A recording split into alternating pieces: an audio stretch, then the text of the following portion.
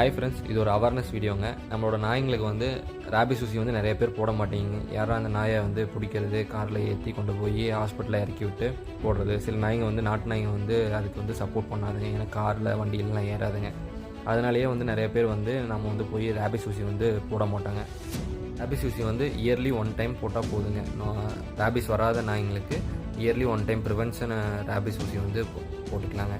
சில veterinary doctor பார்த்தீங்கன்னா நாய்க்கு ட்ரீட்மெண்ட் பார்க்கறதுக்குனா வீட்டுக்கு வந்து வரமாட்டாங்க. அதே ப்ராப்ளம் தான் எங்களோட நாய்க்கு நானே தான் ஊசி போட்டேங்க. வெட்டினரி மெடிக்கலில் போயிட்டு நீங்கள் ரேபிஸ்க்கான ஊசி அப்படின்னு கேட்டிங்கன்னா ஐஸ் போட்டு தருவாங்க. இந்த ஊசி வந்து ஐஸில் தான் வச்சுருக்கோங்க. இது வந்து 1 ml கேப்சூலுங்க.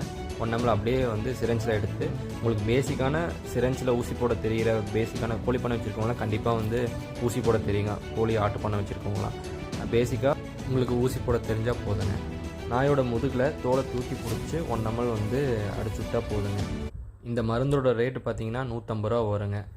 மறக்காமல் இந்த வீடியோவை வந்து நாய் வச்சுருக்கவங்களோட ஃப்ரெண்ட்ஸுக்கு ஷேர் பண்ணிடுங்க. யூஸ்ஃபுல்லாக இருக்கும்.